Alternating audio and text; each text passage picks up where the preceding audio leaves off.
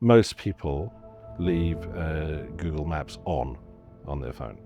And many people don't care that they do that. Do they know the actual value of the data that they're giving away? Well, probably not.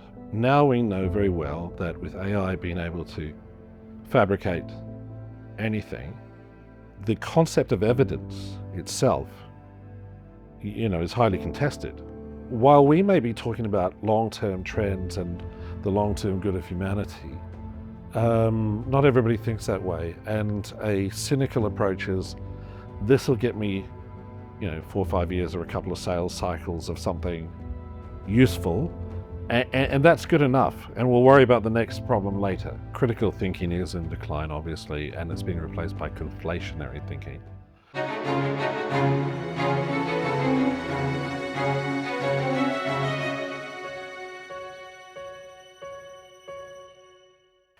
This week, Glen Cameron from Bonded, a startup. I'll let you explain more about that. Thanks. Good to be here. Bonded is a startup. It's an Estonian-British company. We are focusing on proof of human relationship, its existence factually, and its nature, particularly in the oncoming AI world. So we've had discussions before, and we've talked about a number of topics. And what I found really interesting about what you're doing, I think, to give a bit of context, as we're beginning to see this wave of AI move to adoption into business, there's a big difference between the consumer side and the rules around data engagement and the business side. The two are very much non-compatible, but perhaps it's gone too far even from a consumer side, where the work that you're doing, I think, addresses questions which should be asked. So if we put this in the basis of how can we frame to the audience what the problem is?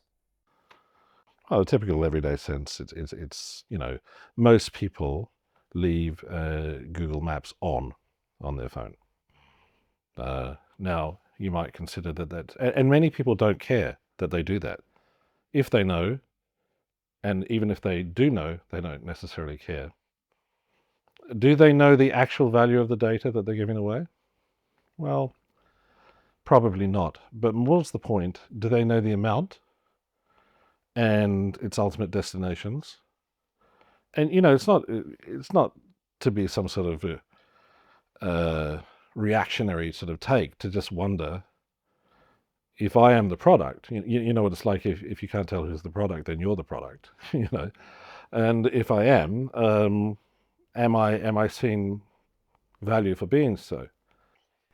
I think this is a good segue to go way back to describe where you came from, what your journey was, because I think there's a huge amount of relevance in what you've done for a lot of your life to learn the depth, the understanding, and the intricacies of data in and around people within the world of business and the consumer side. Sure. Well, I started my career by not starting my career. I sort of spent 10 years, playing guitar and teaching English and, working in pubs and anything to stay on the road and to start to experience life. I was born in New Zealand, and there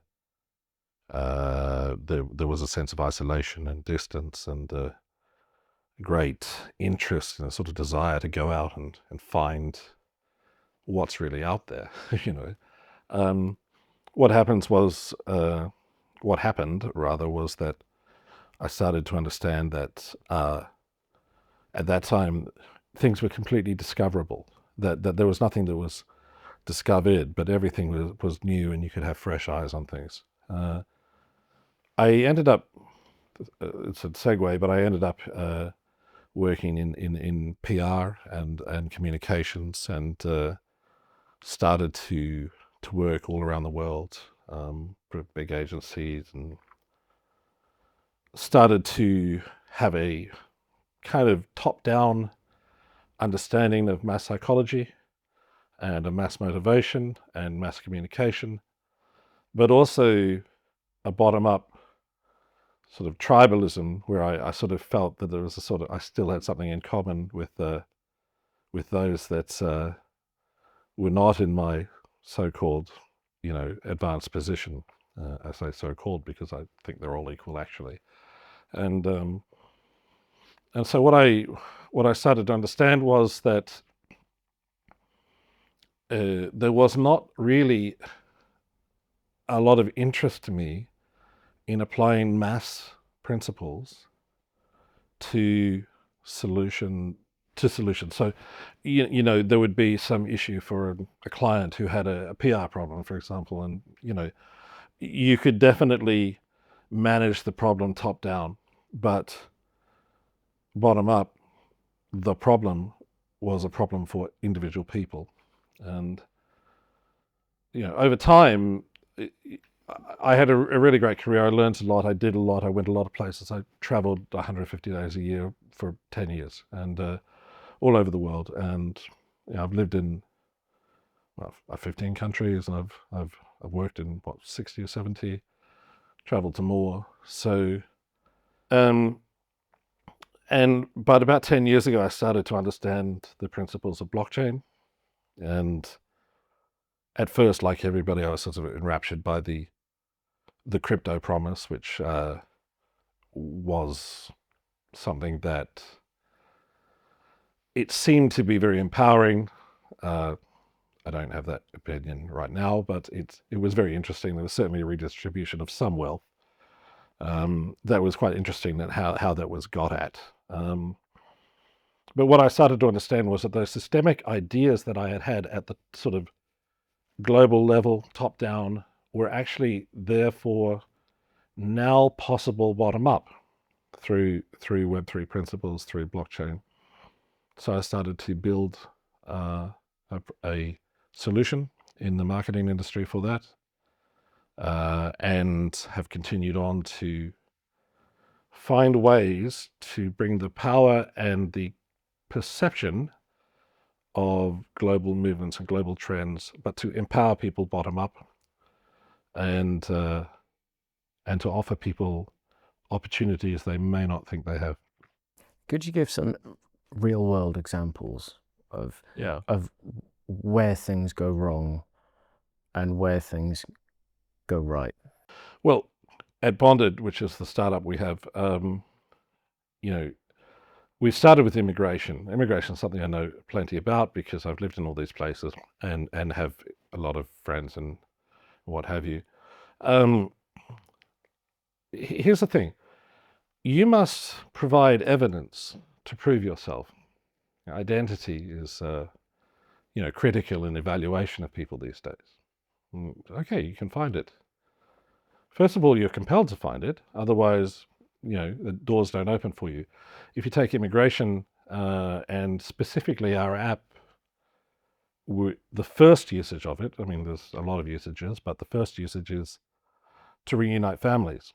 And if you are an international family and one person has a different passport, you have to satisfy, rightly or wrongly, and we're completely agnostic about that, you have to satisfy proof, the proof that's required with evidence that you generate and that is accessible to whatever institution or government is assessing whether you are who you are, whether you have a genuine relationship, and whether you can be reunited as a family. Now, 60 million international marriages are created every year, and the specific problem is about 6 million couples every year. And that's just that bilateral husband, wife, or whatever partners. And so the burden of proof is on you, even though nobody is fundamentally against you being together. And now we know very well that with AI being able to fabricate anything, the concept of evidence itself, is highly contested. I mean, what is evidence, and was it true at the time it was created? So effectively, I mean, that's a very good use case. but the concept of data and information as it's created, because there are probably huge applications to look back in history and to aggregate information. And if we describe in really simple detail, photographs, videos, social media posts, well, that type of information is created on your handset.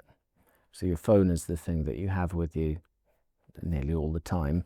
If that's where everything is created, it really does open up a couple of different concepts. One, if you've created it and it's yours and you store it, but you want to keep it private, then you're effectively collating and creating evidence. I suppose that's where the blockchain element comes in. Or actually, describe zero knowledge as a concept. Okay. It's basically mathematics, right? So it's a way that you can, by way of a mathematical cryptographical proof, you can say, although I can only show you this bit, you can be mathematically sure that the rest of it is true too, but I don't need to show you that. And that's very powerful, and there's a lot of use cases for that, and they do integrate very much so with blockchain, which enables it, So we want to focus on the fact that self-sovereign data and privacy can only be truly such if it is fully decentralized, and if it is genuinely only controllable and accessible by yourselves. And another problem with a lot of blockchains is that they are too transparent.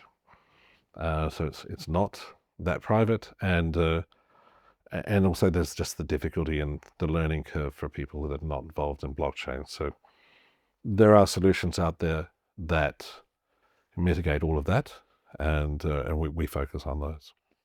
Okay.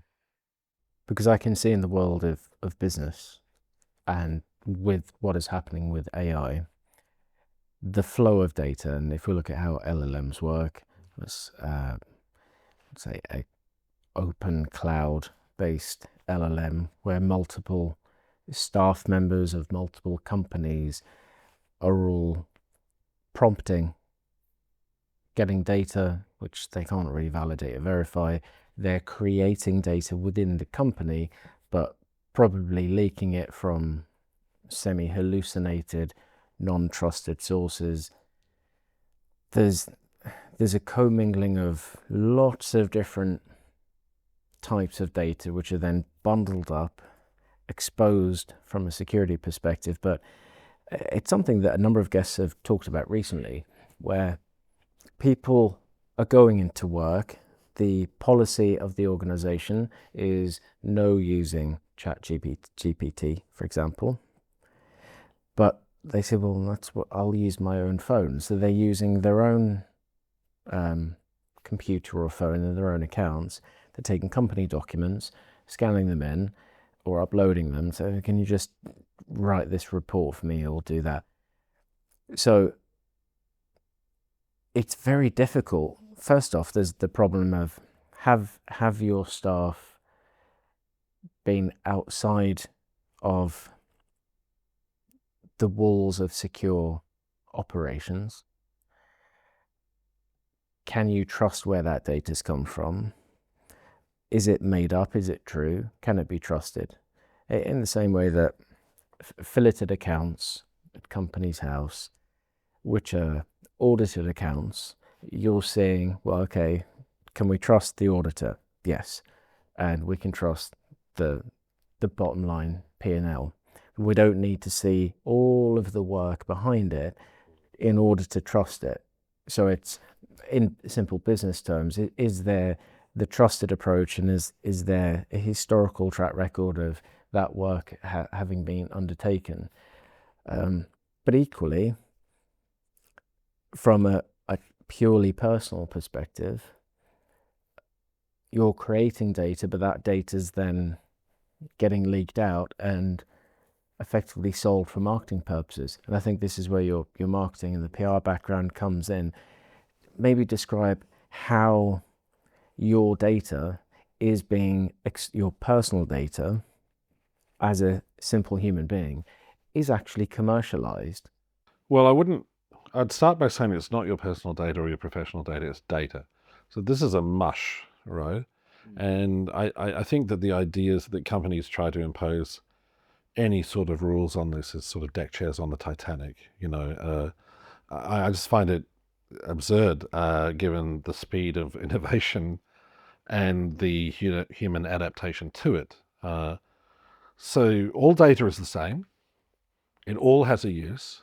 And just because you might be in a certain location when you think something or don't think something, or I mean, there's nothing to stop an employee Googling something at night and then also checking it on an LLM and then coming in and the next day and using that information, and you can't check the provenance really, and they may not even know themselves. I mean, we have good ideas. We often wonder where they came from.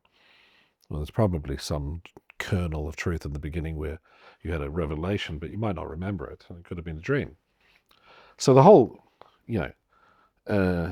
control of data, there is only one control, which is it goes away from you right now, right? Now, and that's the only control there is. And you either accept that it goes away from you for your own purposes or for somebody else's, right? And what we think is that it doesn't. The question is that it doesn't need to go away from you if it can be mobilized and commercialized or utilized to your benefit.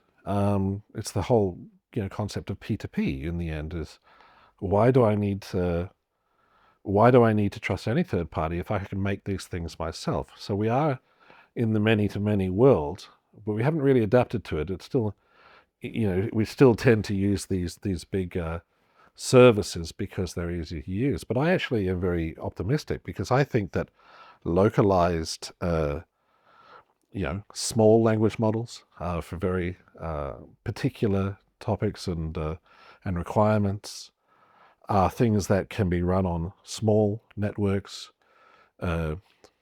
geotemporally isolated, deliberately so, and that there is something quite strong about that because we will have a kind of diversity, and diversity, famously is usually how the species evolves, and it's from biology all the way through.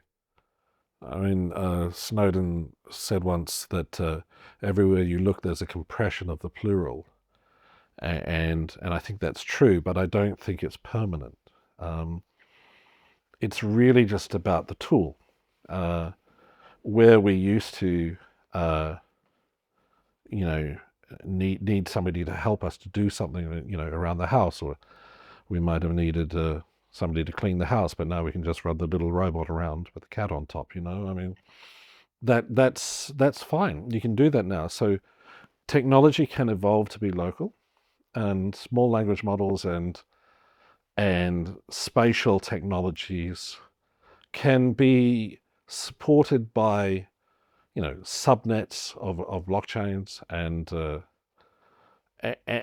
that can actually replicate, and you can get diversity then because you're not going to have conformity with information all going to one place. The nature of humanity is that we do think and create things. I mean, maybe not this generation, but I think it'll come back. I think we've discussed before that there is always things go in cycles, and while people might be outsourcing their brains to large LLMs right now, it's just unlikely to stay the same way. There's a sort of doomsday thought about that we're all sort of rushing to this black hole of sort of a oneness of conformity, and we just know that any large organism breaks, any, at all times. But how? Well, that's a different question. So when it comes to the business and commercial aspect, companies have it within their power now to build specific language models. I just came today from a great agency we work with who have built their own LLM just on a certain type of marketing approach, and even investment approach where they have isolated the exact language and exact dynamics, and they just run that, and they leave the rest to human beings. And okay, well, that's one thing to do. There are millions of others. So effectively, terminology. So education in the world in general, and I'm not talking education as in schools and universities, but literacy in understanding what is possible, because the majority of the narrative that we hear comes from the same three sources. Their interest is pay for our subscriber-based services, and the data, they hold the data, they're extracting the data. The concept of saying, because it's edge-based, so vocabulary, edge-based, which effectively means local device. And a good example of the cyclic nature of it, some people, especially those in business, will remember VMware and VM terminals. Yeah, okay. Where effectively it was deemed really cool to have a centralized compute, and then everyone had these dumb terminals, and it didn't really matter because it was much cheaper to have the terminals, and all the compute and all the programs were connecting in. Chromebook. Yeah. But effectively, that didn't work en masse, because what we ended up with was the CPU, GPU, all the power was with us on our phones and our computers. So we went with the personalized. So personalized is another a bit of vocabulary and terminology. So edge, personalized, and that's implying security, that you have an element of security. If you have the processing power, if you have the sensors, it's your phone, so it's your camera, so you're taking the videos, so the creative component is held, processed, and the magic that you want to do with what you have created, and as you create it, and as you control the creation of anything. It could be words, it could be visual, it could be sound, it could be anything. Even communication is within your domain. Why would the people holding the majority of the narrative to say, break that down and give us control? We'll do the compute, we'll hold the information, we'll extract everything. Well, their model wouldn't work if it was controlled. And we can talk about it from an organizational standpoint. No organization wants to give away to some public cloud all their HR records and their sales data and everything proprietary to that organization. The individuals, whether they're in work or in their own personal lives, necessarily want to be giving away what they feel is personal or intellectual property created at source, to leak that unnecessarily. And if there is value to what is created, then surely we shouldn't be hoodwinked into thinking, wait, we can't possibly control the value exploitation of what we own and create.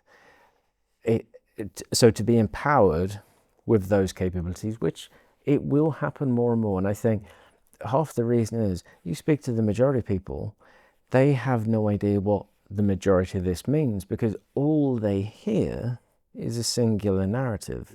I mean, that's why we do this podcast, so that people can listen to people like yourself and the guys from Forrester and professors and people of all walks of life, to give a perspective and say, now I'm beginning to hear the vocabulary. So small model, edge, private, control, what's an LLM, the difference between an LGM, what's trust and truth, what's hallucinations. So suddenly you begin to get choice. And if you begin to get choice, then you can make decisions and understand the consequence. I mean, you said something to me before we began about the rate and the speed at which concepts evolve, and they're not all equal. So we often end up with half the solution. I mean, elaborate on that to give some context. Well, we were talking about it, weren't we? I mean, maybe it's worth repeating, which is, I was driving slightly too fast down the road in France the other day, and on a dual carriageway, and somebody came the other direction at equal speed, and there was about a meter between us, and the engines that we were driving allowed us to do this and to require that we needed to be vigilant enough. And the car evolved much faster than the road. In the past, the road was that wide, and two horses were coming towards each other, and they knew very well to avoid each other, and it certainly wasn't that fast anyway. So it's a classic, really simplistic example of the fact that something goes faster than something else, but they need to go together if they're going to be very useful. Otherwise, we have something that's either dangerous or useless, which is also a type of danger. And going back to what you said, though, I think and echoing from what you asked me about my marketing and PR career, it's about belief. Now, belief, you rightly pointed out, starts without being able to express what you want and how you want it, and then to know where to go to look to get it. And if you can't do that, then you might believe that there is no avenue, right? And when you then, through nefarious or otherwise means, are fed stories that a narrative that seems rather overwhelming, people just default, and they just go with it, and that's completely human nature, and I certainly don't blame anybody for being like that. It is our job, as it has been in every revolution and massive advancement in technology. There is a role to give people the tools by which to talk about it in a way that is actually verifiably useful, and not even true, because true is opinion, but useful means that people can actually make their own decisions. And they certainly don't do that. And there's also a feeling now that things have just got too big, that how would they know anyway? Even if, and there's a sort of haplessness. There was like, well, I really don't know. So I'll just let it go, and I'll just try and get on with my life and muddle through. It's almost a flippant arrogance to assume that view, that behavior circumstance can be enforced upon the masses, when ultimately all evidence shows, if we look through history, that will only last for so long, and it creates circumstances which that there is change. There are people that say this isn't right, this doesn't make sense, there are alternatives, and then when those alternatives are put forward and begin to succeed, then it breaks the belief. I mean, a good belief breakage point was the DeepSeek moment. Whether it's as accurate as it was portrayed at the time is subjective. However, it was a circumstance where the belief was you had to have obscene amounts of GPU capability, data centers, and unlimited amounts of money to achieve certain results. Yeah. They were obviously banned from having access to that level. So on one side, the adversity created a need to solve the problem without the resources, but in doing so proved actually it can be done with a fraction of the infrastructural compute requirement, at which point the market has responded and saying, so everything you've been saying they've just proved is not correct. But then that really asks the question, what else are you saying is not correct? Well, I mean, our solution Bonded has a particular full stack on-chain architecture that means that we can undercut the normal way that you would run such a business on, let's say, AWS by about 98%. Now, we know that, and we've invited people in to kick the tires, and they've come to the same conclusion. And then we think, well, I can very well understand why they want to downplay such conceptions. I think that you said about the arrogance. I think it's something else. I think that's cynicism, and while we may be talking about long-term trends and the long-term good of humanity, not everybody thinks that way. And a cynical approach is, this will get me, 4 or 5 years or a couple of sales cycles of something useful for my career or my situation or my wallet. And I mean that also collectively. And that's good enough. And we'll worry about the next problem later. And so I think there is a sort of, and this is so really important, is, cynicism sort of taints everything eventually. And, I used to work with a guy who was sort of called himself a radical optimist. And it is very radical to be optimistic, but you also have to be at sort of a metaphysical need that you should be. And so the first thing we can do to make people more optimistic is to let them know that they do have choice. And, the other day I was, somebody saw me on my phone accessing one of the LLMs, but I did it through the decentralized compute funnel through Akash, and so basically have everything there, but it's all decentralized compute, so it's running the same model, but in a different way, and without payment, and it's exactly the same thing. And somebody says, "What's that?" And I said, "Well, that's out there for you to go and look at and use if you want to. Problem is, you just don't have the time to do so. And when you do go and search, you now search with the LLMs that you are supposedly wishing to avoid." So you do have to take some responsibility here. But if you are responsible and you are energetic with it, there's a multiplicity of options for you out there in the world now. And, there's loads of great creation going on, well-minded creation. It's just that you have to work to go and get it. But I'm not so sure that that's not always been the case. It probably is the same as it's always been in that instance. Probably after the last 10 years, again, something else we talked about, at what point in time has there been such a fundamental, rapid behavioral change, and probably not since World War II, the algorithmic approach of head down, look at the screen, and experiencing reality, learning reality, forming relationships through effectively a curated, pointed, algorithmic system.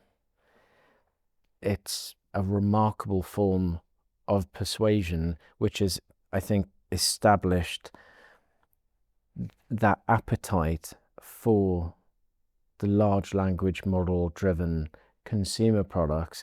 It's the natural evolution to then take people further through without questioning, and this is the key, without questioning the concept of trust, truth, and anything empirical or validating a source.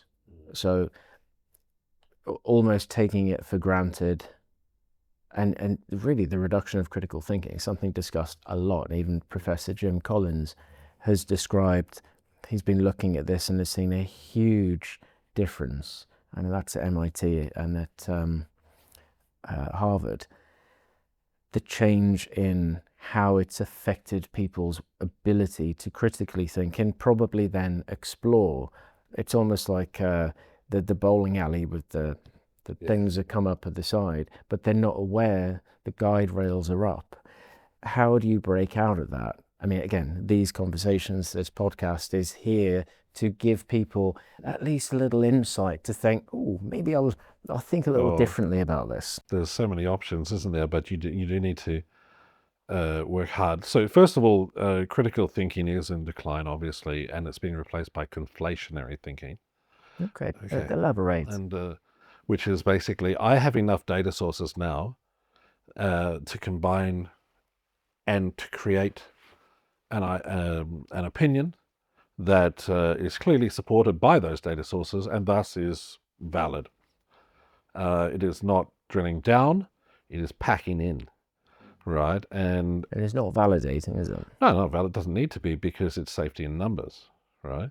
So if you can conflate all the sources that you have into something that you know is defensible in the first line, because you got it from somewhere else. You just put it together, and that replaces critical thinking. Critical thinking, of course, is the reduction of an idea and the stress testing that whatever's underneath it is actually valid in the first place. That's a drill down. So we have the drill down versus the packing in. Can you imagine this? That type of thinking was adopted in aircraft design. Yeah, well, I mean, goodness me, we probably have them all fly in the same direction.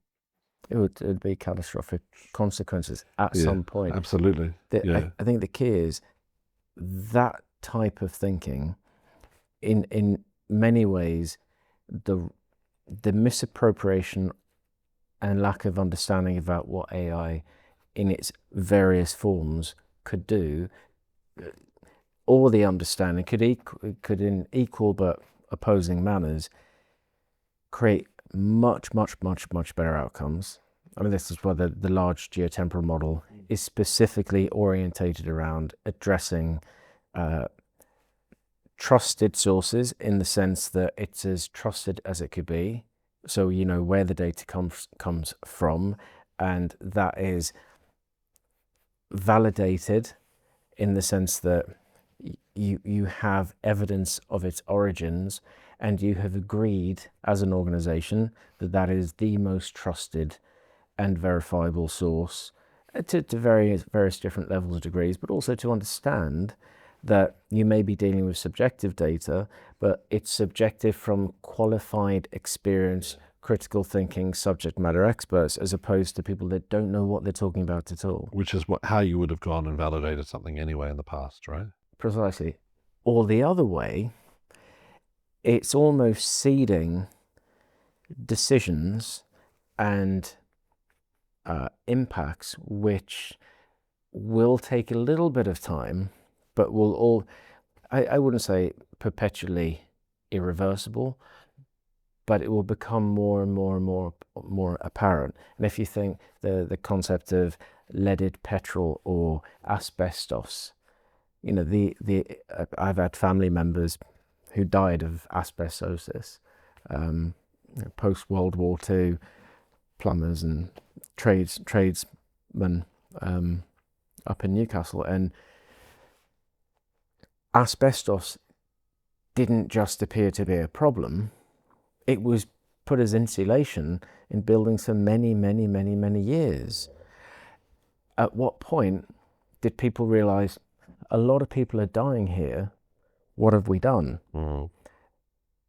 And I see like the leaded petrol, the asbestos issue, as we're beginning to see we're filling our businesses and our cultures with potentially, well, things that are extremely dangerous, and the impact and the consequence, we haven't had the time to understand what those consequences are going to be, but we can see they're not going to be positive outcomes. No, they're going to fuel a whole new round of whatever replaces lawyers in the future as well. But you know, I think for us, it's something. We don't know the future, but we do know that the evidence of what we think and how we think and what we want to do and what we care about is either recordable by others or by ourselves. And if it's by yourself, it needs to be really by yourself. So the concept of our proof of human relationship to person, place, or thing is you have a self-sovereign space where you can passively aggregate, you know, the lifetime piling up. Your lifetime piles up in this digital space, which is genuinely yours, and it utilizes on-chain AI with on-device AI to organize itself. There is nobody else involved. It is threshold protected, quantum protected. And it is a way to say, I cannot guarantee what will happen in the future, but I do know that my story is my own. It's my responsibility to start collecting it now. Okay, yes, so for immigration, we use it because you need to prove a relationship to get a visa. But it's going to be so much more than that. Well, it could be used in insurance. Absolutely, and healthcare and you know, wealth transfer and things because like again, this is the equivalent of the personal aircraft investigations, right? Yeah. Which means you can only understand the consequence and cause and effect. And it doesn't. We're not talking about plane crashes as such, but it's an interesting TV show because it's all about analyzing and collating evidence to understand where things are going. Now, if that data isn't recorded, or it's disjointed, or it's not yours because it's been seeped or leaked, and you're effectively the storage of that information actually belongs to now Meta or OpenAI as opposed to yourself, there will be numerous use cases, and many I'm sure you won't have even thought of yet, and things that even in a year, 2 years time, 5 years time, none of us would have thought of, but somebody will, and they'll go, what I really need is to be able to trust that I can assess, is it there? Is the information there in its multimodal form? And effectively, if you look at where AI is going to go, it will, on a personal basis, on a consumer basis, be personalized, real-time, control, edge-based AI. Absolutely. And that will be an underlying backbone. And people never really think so much about the data. Well, it's a bit of a red alert, really, right now, though, because we also need to understand that, time has been crushed, right? So the past that is recorded is the past, so that's that. The present we have some control over, maybe, and the future is the present. And why? Because everything now is digitally recorded. Now, by who? So first of all, you don't want your data to be recorded basically by inference and by statistical analysis, but you would like it to be native and natural, right? Statistical probability, which is an LLM. Yeah. So, and then you need to think also about the future, and people really need to think about this right now. Nothing will ever digitally die again, ever. But right now we don't have the ability, mostly, to weaponize it. But a particularly foul-minded future AI retroactive prosecutor will in one day, when we reach the sort of quantum AI levels, will be able to call on any point in history and create any narrative from any set of data it can find, including all those that we are feeding it right now. So your only defense there is to have your own defense lawyer engaged right now. And what is that? That is the passive, fully self-sovereign, secure aggregation of your story and the nature of your story and its relation to those that you love and care about. And that is the red alert right now that people are not getting. It's effectively your future alibi.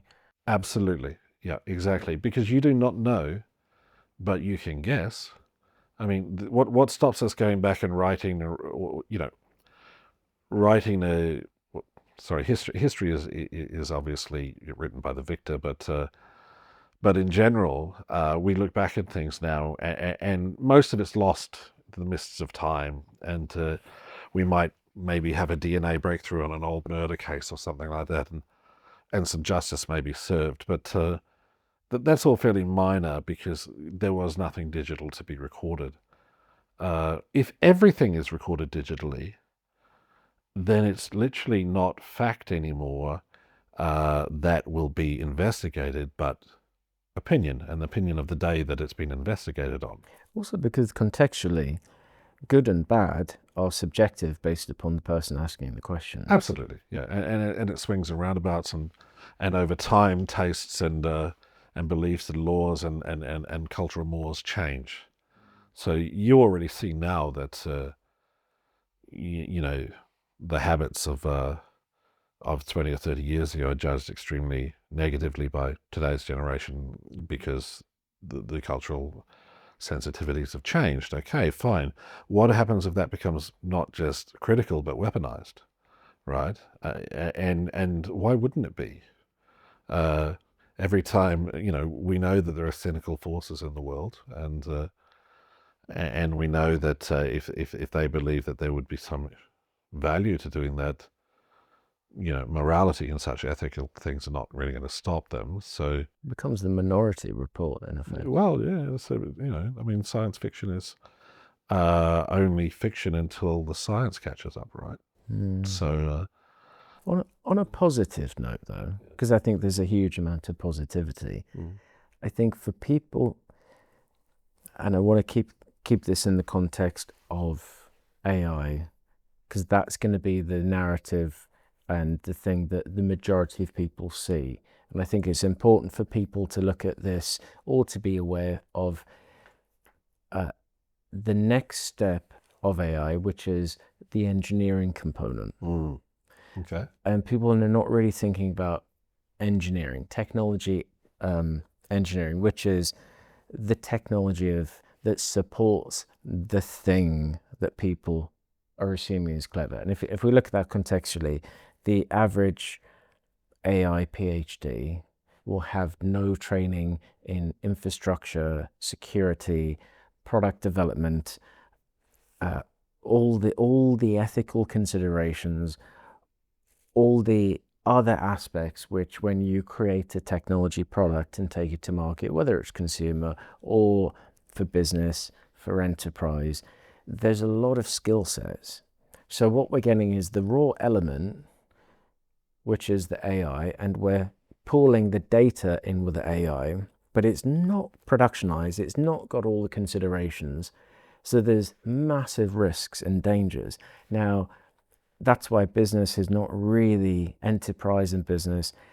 In reality, I think it was a few months back, I don't know what it is now, but a few months back, the CEO of IBM said 99% of large companies have not adopted AI in any meaningful manner, which from our experiences is true. We're seeing large corporates ban AI or specific types of AI because it doesn't meet the criteria of an engineered solution.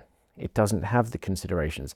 The AI that will move the needle and work in business will have the engineering considerations of how is data dealt with, what's the data sovereignty, because even data in the US with US banks needs to stay in the US. Same with German banks or British banks. Then you're talking about infrastructural considerations, which then have security considerations, which are then representing the interests of the consumers, and the consumers and have to apply GDPR rules and regulations, and that duty of care should be built in by design.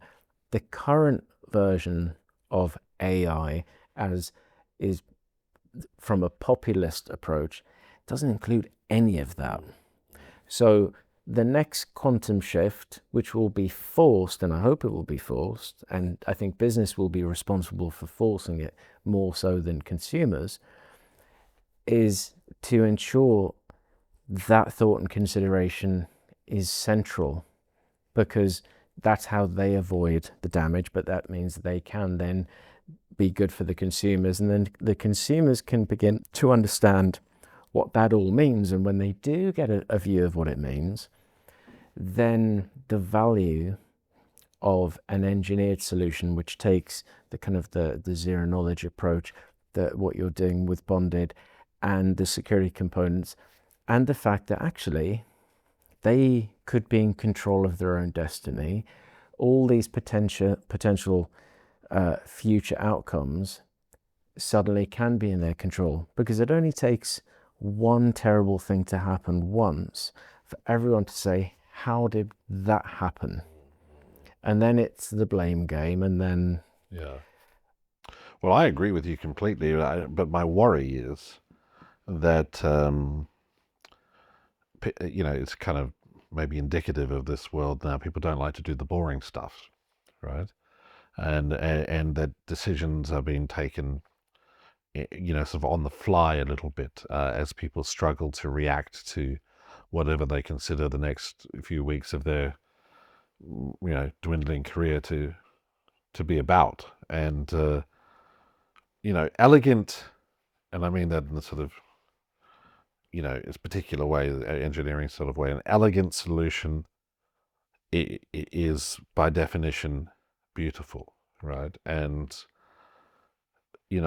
I'm with you in being positive. I don't think that we have lost our avenues towards beauty, and at all. And there are solutions like yours, ours, and many others that I've been really interested in seeing recently.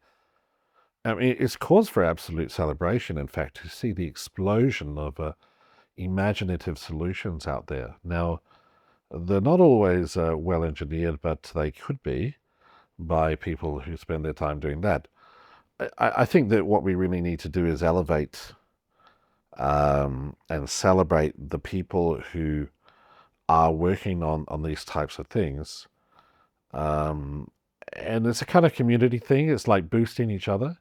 Here we are talking today, and I think there's a crowd of people out there that resonate with these ideas. Now, that means they can grow. And if they can grow, who knows how far they can grow. I actually do think this is a bifurcation, really, in terms of how things go. They sort of, I think it's going to get like significantly worse and significantly better at the same time. I agree. I think there's going to be an extremity of both on parallel avenues. But if you consider, and this is the same in any walk of life, and I always think about football, being a Newcastle fan. Sorry about that. It's how it is. But the bad just gets worse, but the great gets better. And it's the people themselves. Bad people with bad intentions, ultimately, in any circumstance, will push their instinctive view. And let's say this is more in the company world. Companies which have a strong ethical core that understand longevity is the key to success. The requirement for that is do good by your customers, and your customers will do good by you, and then you can grow a solid, sustainable business.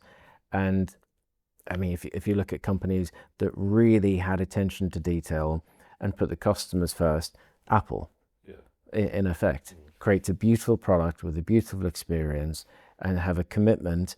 I mean, they were obviously privacy first.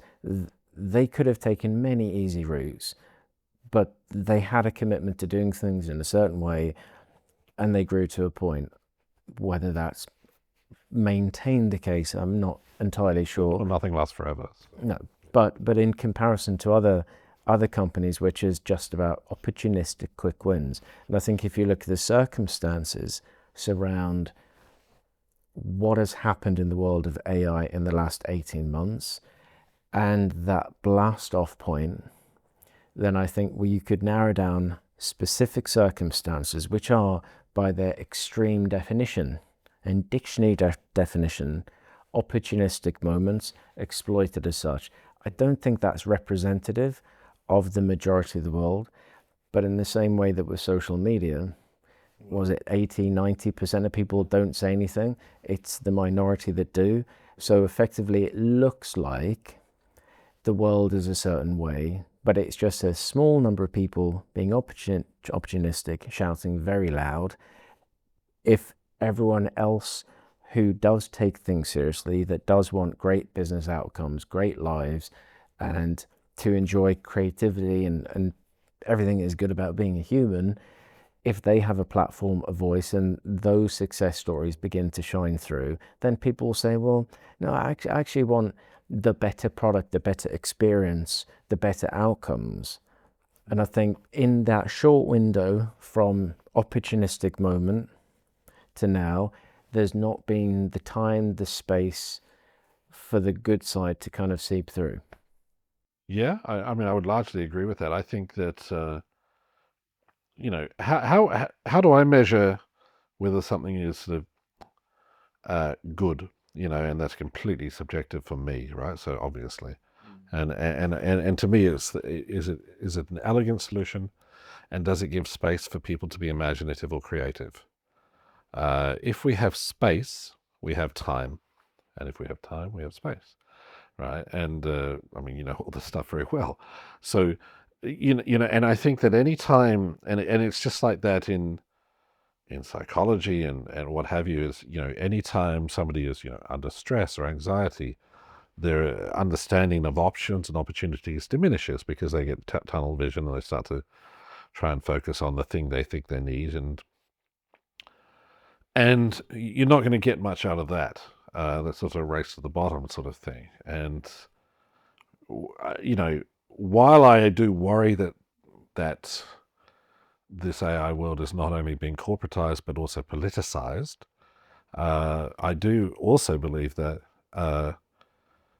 that imagination and creativity are sort of this unique human thing that will eventually find a way again. And I don't even know if when AGI comes, whether the nature of its own creativity will be akin to what we want to hear and know. Maybe we won't be able to tell the difference. We'll see. But right now, what we can do is we can make sure that all solutions give us space and time to think and to grow and to create. And if we do that, we're good. How good? Well, that's a different question. I think that the human element is intentionally being totally underplayed. Yeah. And the human element, when you observe around you, I mean, I mentioned before we started some of the new bookshops which have opened up. 10 years ago, all the bookshops are closing down. Now, what is good about a physical book and a place to read it? It's the community, it's the interaction with knowledge. And there are certain things that AI can and undoubtedly will become absolutely fantastic at. And there are certain things that simply are human. Well, that's really interesting. I saw somebody tweeted something a few days ago that said, because AI will be so good at fakes and frauds and everything will be so hard to evaluate online, only human connection and physical proximity will be anything that you ever trust. And so there we are back in the bookshop asking for the recommendation about the book and attending the wine event in the evening. And, isn't it wonderful how that could swing around and bring you right back there? So even if that is somehow rooted in a negative situation that you lose trust, the counterbalance is that you'll go and create human trust in person like you used to.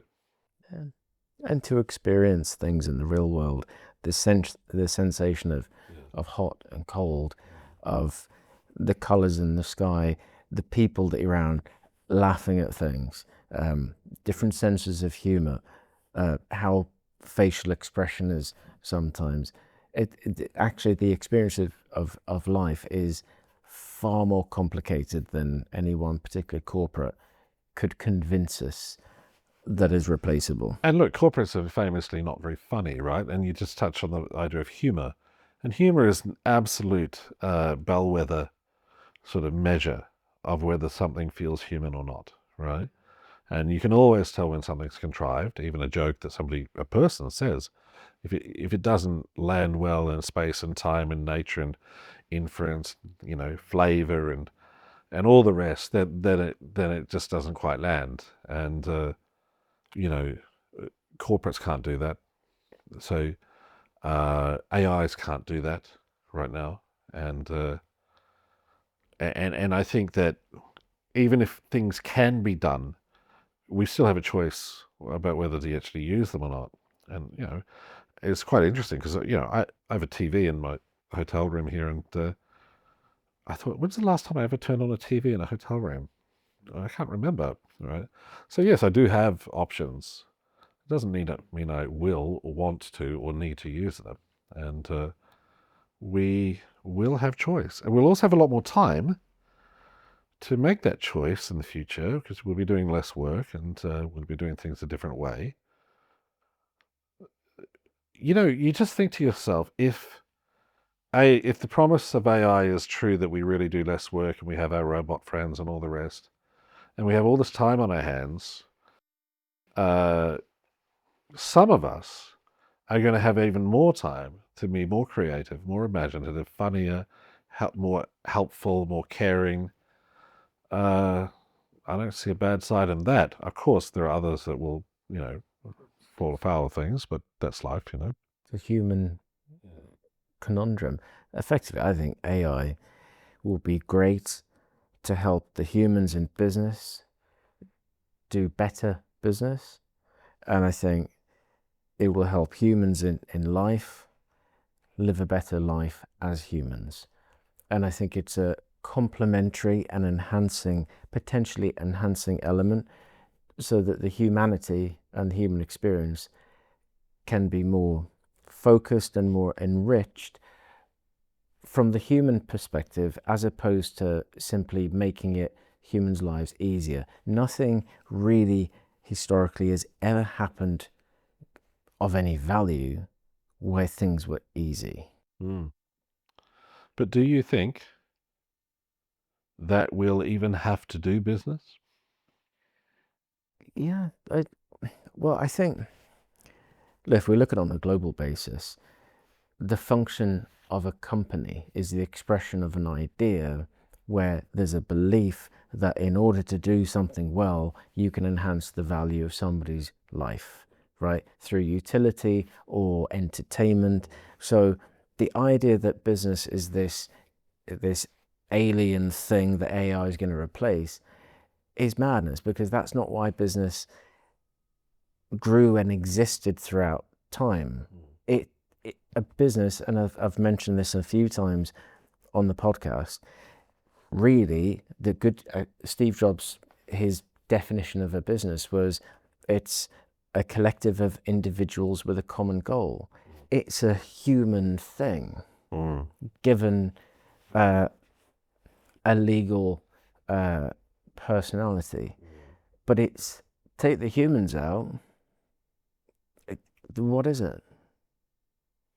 Well, what is it? I mean, I was in the crypto and blockchain world for a while, and you see these DeFi protocols and smart contracts running and people making money off each other and what have you.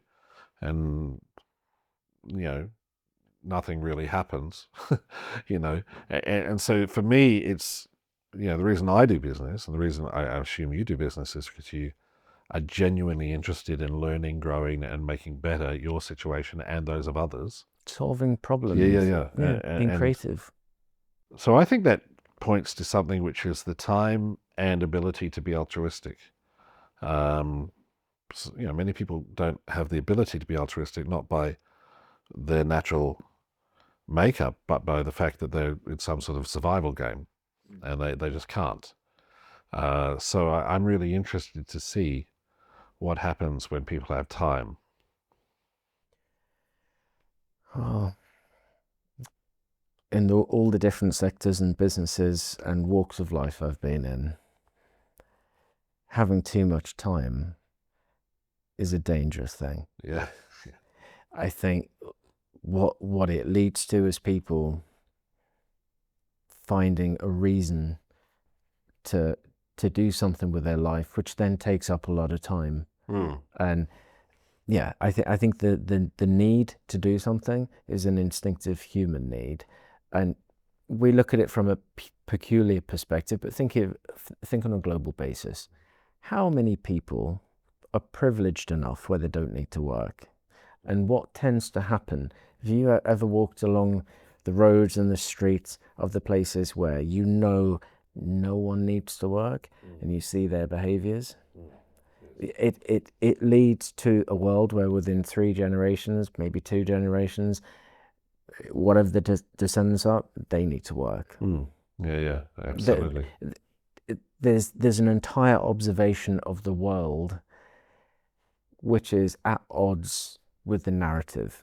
And if we look at the observation historically of the world, the need to be a human is the need, and everyone is different, but a creative person needs to be creative, right? And they choose the work which fits with their need, which provides Teachers value. need to teach, etc. Yeah. So I don't, I think there's a better way. There's always a better way. There's a refined way. AI can help in many, many different ways, but I just don't buy that it will replace humans and people won't work anymore, because I don't think that's what humans are. Yeah, I mean, yeah, entropy is a massive problem, and I completely agree. And there are places in the world you've been where people, you know, can't do any less than they already do. Uh, Equally, there are people that work so hard they can't do any more than they equally do. So I think it's where you approach it from. I think that the overworked, you know, mother of four with a part-time job in the evening, including one in the daytime, is, time becomes of incredible value, and where does that person's energy go, and how does that express itself, will naturally be expressed in a way that follows on differently from somebody who starts at the other end of the situation. And so I think for me, life is kind of directional. Um, you know, what could be worse than having nothing to do? Uh, right? I mean, You see, for some people that would be ideal. For it would me, be. that Yeah, would be yeah. hell. I go crazy like that. Equally, when you're working too hard, you need a break. So I'm fine with directions, deviations from a mean, but I think that the allocation of time to think, dream, celebrate, love, help is not, it's not evenly distributed, and I'm not asking for it to be. I'm just saying that at any moment that somebody can grab a bit of that where it would make a fundamental difference to the rest of their lives, that's where we would like to help. And that expresses itself, for example, in the 100 hours that people take to actually get all their evidence together to apply for a visa, a simple visa, or, which is what? The right to live with your family, to be alive with those who you love. And we all need to build solutions that tend towards a healthy use of space, time, and proximity to the things and the people that we love. Yeah. I think that makes perfect sense. So, Glenn, been a pleasure, and no doubt we'll speak again soon. Yes, thank you. Excellent. Great to be Thanks. here.